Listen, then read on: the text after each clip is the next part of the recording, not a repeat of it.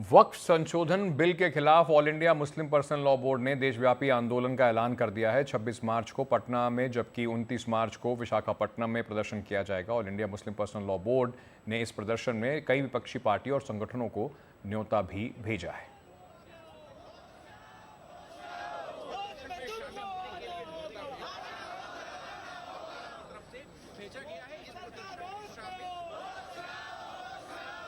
दीपक रंजन साहब समाजवादी पार्टी के प्रवक्ता हैं, इस वक्त हमारे साथ जुड़े हुए हैं। दीपक जी, समाजवादी पार्टी का स्टैंड इस पे बहुत क्लियर है। आपको लगता है कि ये जो जिस तरीके से बीजेपी बार बार ये बात कह रही है कि देखिए अभी तो इसको लेकर एक भय का माहौल जबरदस्ती में बनाया जा रहा है, आप उसकी बात से कितना इत्तेफाक रखते हैं?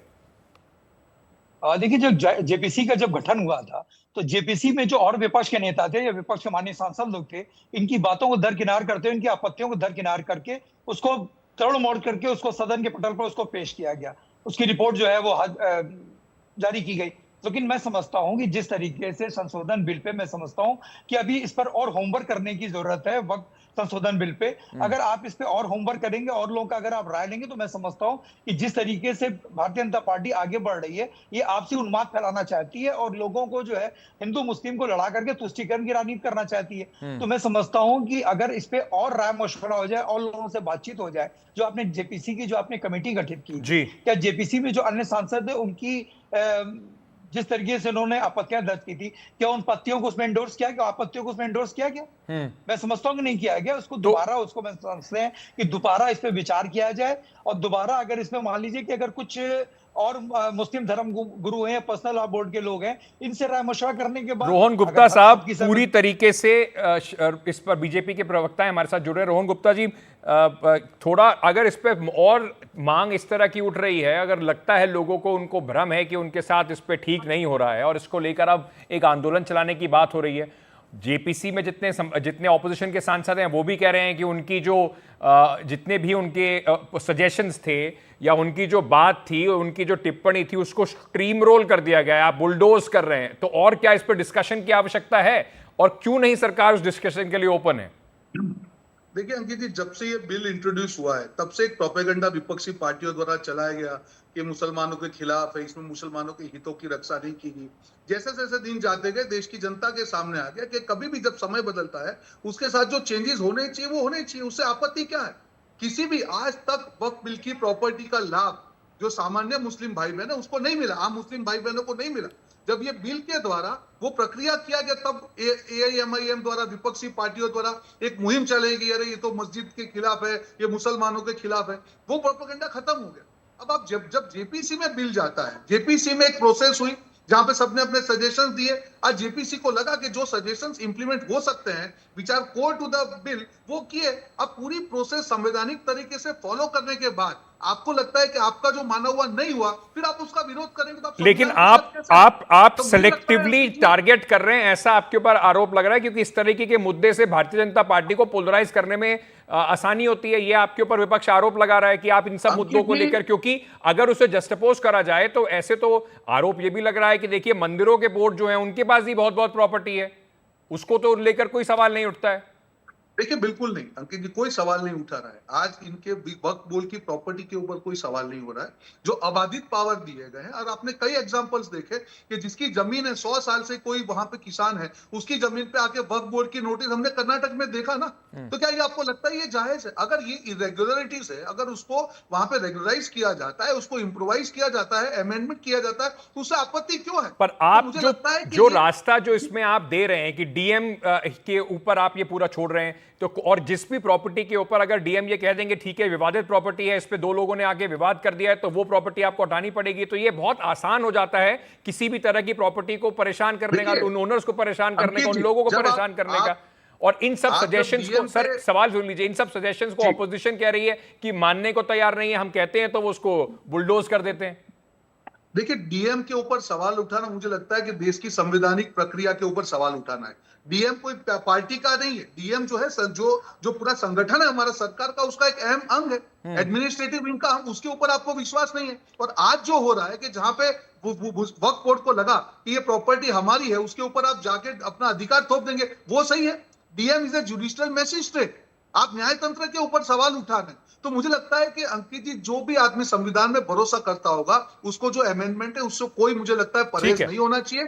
और जैसे ही बिल आएगा उसका दूध का पानी हो जाएगा। तो दीपक और रंजन आखिरी जी, चीज जब कहना बिल आएगा चाहूंगा तो उस अंकित पर जी, चर्चा भी कि हो जो लोग जाएगी। संविधान की बात आपके करते हैं, पास एक भी मिनट। इस वक्त कम से कम जो लोकसभा है, इस बार की लोकसभा है 2019 की लोकसभा से वो बिल्कुल अलग जुड़ी हुई है। उस लोकसभा के अंदर आपके पास भी बहुत सारे सांसद हैं। जो सत्ता पक्ष में बैठी हुई पार्टी है उनके ऊपर भी प्रेशर होगा, जेडीयू के ऊपर, टीडीपी के ऊपर भी प्रेशर होगा। तो आपको नहीं लगता कि इस पर कम से कम जो संसद है उसमें चर्चा हो जाए, उसके बाद इस तरीके के डर जो हैं सड़कों पर लोगों को जिस तरीके से अभी डर लग रहा है कि कुछ हो जाएगा, होने से पहले ही इस तरीके का भय बैठाकर लोगों को सड़क पर उतारा जा रहा है? अंकित जी देखिए, अभी हम समझते हैं रोहन भाई ने खुद इस चीज को एक्सेप्ट किया कि वही पॉइंट टेकअप किए गए हैं जिन पॉइंट्स को इंप्लीमेंट करना चाहते हैं। इसका मतलब अपोजिशन ने जो पॉइंट्स रेस किए थे उन पॉइंट्स को उन्होंने टेकअप ही नहीं किया। अभी तो रोहन भाई खुद इस बात को कह रहे थे ना कि जिन पॉइंट्स को टेकअप करने का मतलब क्या है, जो आपको इंप्लीमेंट करना है उन चीजों को आपने, पॉजिटिव चीजें जो आपको चाहते हो कि जिस तरीके से लेनी है आपने ले ली। इसका मतलब अपोजिशन की बातों को आपने दरकिनार कर दिया, नजरअंदाज कर दिया। और अंकित जी, जिस सरकार में विधायक सीधे चीफ सेक्रेटरी को ललकार रहा हो, लोनी के आपके विधायक गुजर साहब, जिस तरीके से चीफ सेक्रेटरी मैं समझता हूं कि उत्तर प्रदेश का सबसे बड़ा आला अधिकारी है ब्यूरोक्रेसी का, जब उसको विधायक ललकार रहा तो डीएम का क्या मतलब है आप बताइए? डीएम किसके इशारे पे काम करेगा, डीएम किसके कहने पे काम करेगा? आपने देखा होगा इस मुद्दे पे कोई डिबेट नहीं। और मैं पूछना चाहता हूं आईएएस लाभी को कि वो शांत क्यों है, वो चुप क्यों है? आईपीएस में सबसे बड़ा अधिकारी होता है कमिश्नर जिले का, कमिश्नर को ललकार रहे हैं, कमिश्नर को विधायक जी कह रहे हैं, और उनके खिलाफ क्या कार्रवाई हो रही है आप बताइए? नहीं तो आप क्या कह रहे हैं कि डीएम, ललकारे जा रहे अगर आप ये कह रहे हैं, अगर आप कह रहे हैं कि डीएम सत्ता के प्रभाव में काम करेगा, सत्ता के प्रभाव में काम करेगा, तो फिर सर आरोप लगेंगे कि ये काम करो, इनके हिसाब से काम करेगा, वो जैसा चाहेंगे उस तरीके से चीजों को घुमाएंगे फिराएंगे। मैं तो ये कहना चाह रहा हूँ, ये मैं नहीं कह रहा, इनके माने विधायक जी कह रहे हैं, चीफ सेक्रेटरी के ऊपर वो कर रहे हैं। और आपके फतेहपुर के जिलाध्यक्ष जी क्या कह रहे हैं कि मैंने डीएम को माननीय मुख्यमंत्री के लिए मैंने पत्र लिखा क्योंकि भ्रष्टाचार में लिप्त हैं 50 लाख, तो कह रहे हैं डीएम साहब ने हमारे लेटर को दबा रखा है। तो रोहन गुप्ता जी, डर यही है कि इससे सिर्फ और सिर्फ जो सत्ता पक्ष चाहेगा, जो भी सत्ता में होगा वो अपनी बात मनवा लेगा? बिल्कुल नहीं। अगर डीएम ने भी कोई ऑर्डर किया, यू कैन डेफिनेटली चैलेंज। अब आदित्य पावर नहीं दिया गया, तो सर यही तो दिक्कत है ना कि आप चाहते हैं कि लोग सिर्फ इस एक बड़े सर्कल में फंसे रहें कि पहले उस जिस तरीके से अभी 50 जगहों पर ये पिटीशन लग गई है, जो स्पेशल पावर एक्ट है और ये जो वर्शिप एक्ट है उसको लेकर, इसी तरीके का आप चाहते हैं कि हर प्रॉपर्टी को लेकर वक्त में एक बार रहे तो जनता और लोग सिर्फ अदालतों के चक्कर काटते रहे? अंकित जी बिल्कुल नहीं, हम चाह रहे हैं कि ये चीज बंद हो। आज आप देखेंगे वक्फ बोर्ड ने जिस प्रकार से किसी की भी 100 साल पूरा, कर्नाटक में आपने एग्जांपल अभी लाइव देखा ना, बहुत ज्यादा दूर नहीं, 3 महीने पहले कर्नाटक में जिस प्रकार से नोटिस भेजी गई किसानों को, जिसकी 80 साल से जमीन है, जिसको वक्त पे कोई लेना देना नहीं है, नोटिस भेजने की बाद में सरकार ने कहा कि नहीं गलती से नोटिस, तो आप समझ सकते हैं उसकी मानसिकता क्या होगी। पर दीपक जी जब कुछ भी काम करता है, अंकित जी एक मिनट, सिर्फ 1 मिनट 30 सेकेंड, जब डीएम कोई काम करेगा, he is answerable to the government, he is answerable to the न्याय तंत्र, उसको वो हवा में बात नहीं कर सकता। पर दीपक रंजन जी, आप इस बात को तो नकार नहीं सकते कि वक्फ जिस तरीके से काम करता है उसमें बहुत सारा संशोधन होने की आवश्यकता है। चाहे असदुद्दीन ओवैसी हो, चाहे और भी उलेमा हो, वो सब ये बात कह रहे हैं कि हाँ, हम इसमें खामियां बहुत सारी हैं। तो अगर उस खामियों को दूर करने के लिए सरकार कुछ करना चाहती है तो साथ में बैठ के उसको कम से कम उसमें साथ देना चाहिए, या सिर्फ डर बैठाएं कि ये देखिए आ जाएगा और सब कुछ ले जाएंगे? देखिए, डर तो भारतीय जनता पार्टी की सरकार बिठा रही है। पर ये तो ओवैसी साहब खुद कह रहे हैं ना कि इसमें वक्त में चेंज होना चाहिए। ऐसे जो एग्जांपल्स जो दीपक गुप्ता, जो रोहन गुप्ता कोट कर रहे हैं, उस तरीके के एग्जांपल से लोगों को लगता है कि देखिए वक्त कुछ भी कर लेता है, जैसा मर्जी होती है, वहां पर अपनी जमीन का दावा ठोक देते हैं।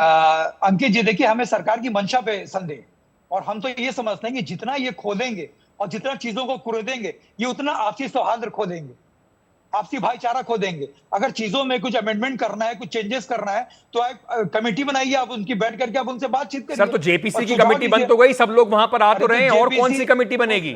जेपीसी पे पुनर्विचार करने वाली आवश्यकता है। जेपीसी, इन्होंने खुद ही कहा ना कि हमने वही पॉइंट टेकअप किया जो जिसको हमें इंप्लीमेंट करना था। इसका क्या मतलब? विपक्ष फिर आपने जेपीसी की कमेटी बनाई क्यों? उसमें विपक्ष के सांसदों को आपने रखा क्यों?